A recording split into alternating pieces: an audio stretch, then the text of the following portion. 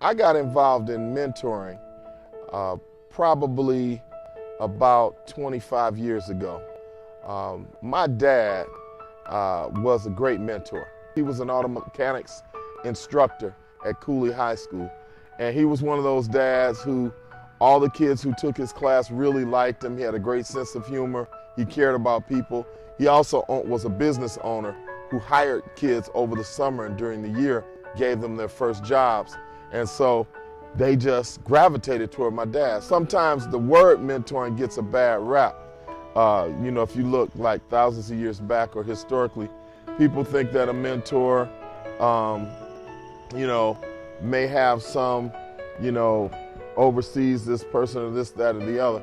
But I truly believe that if you're not being mentored at whatever level you are in your career, wherever you're working, then there's something wrong. Mentors open doors that you don't even know exist. Mentors give wisdom that guides you in a direction that you want to go in. Mentors have already been where you're going, and I think we should all have mentors. I am 52 years old. I still have mentors to this day. I've had some over the years who I never would have made it through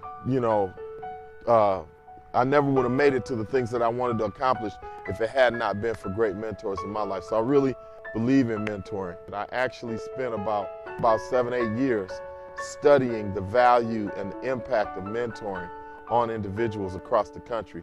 I know as it relates to the criminal justice system, it reduces recidivism rates dramatically because a lot of times people go back to a community to the same peers that they had that helped them to get into trouble. And what it does is it connects you with positive people who help transform identity. The thing that makes these mentors so special is that they're people who are willing to give their time to help someone that they don't know, just out of the kindness of their heart. They're willing to give their time, their wisdom, their experience, and trust in God above, in the ability of one person's ability to do a random act of kindness and help another. Jesus said, when I was in prison, did you visit me? When I was hungry, did you feed me? When I was sick, did you try to help me? Jesus said, whatever you do to the least of these, you have also done unto me. So this is a commission.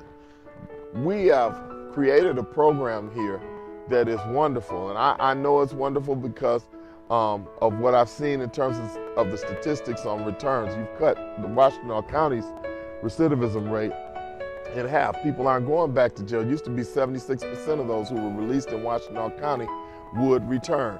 They would return because they didn't have housing. They didn't have medication that they needed, that they were having while they were in. They did not have a job. They did not have food or transportation. It used to be when people were dropped off in Washington or any other county in Michigan, they were just dropped off with a little bit of money in their pocket and some semblance of ID. Some didn't even have full ID.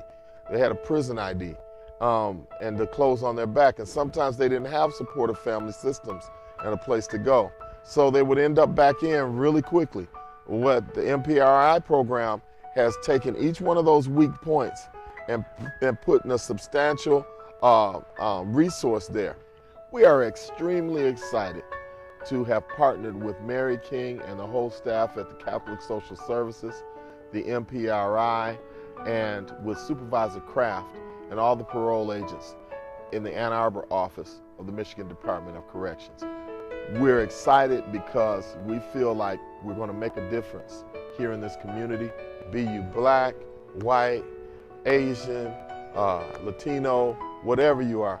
This is a transformative time for America as it relates to community building, and especially for Michigan and the communities around. It's a transformative time, meaning that you can go as far and as high as you want to if you have the resources and the pathways. I've seen some people come out and do some really great things. I've seen generations, two generations at least, of people that I've helped. I've seen the children of those that I've mentored and worked with. I've had the opportunity to see their children come up better than they did. I've seen their new lives and the things that they've done. I've seen some of them become, do very well financially, you can name just about any career that they've chosen, some in the military, some in the ministry, some in education. It's hard to blame someone when they have a low level of what we call prevailing awareness. Prevailing awareness means I know what I'm doing, and I know the damage that is doing.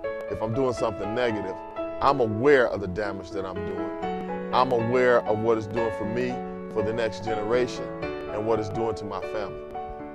There are people who seemingly, they feel that they don't have a choice but to do these things. We're providing another pathway for success. We need a positive friend. We need certainly housing, a job, and if you put all those things in place, then you've got a person who can become a citizen, stay out, and it can be transformative for their lives.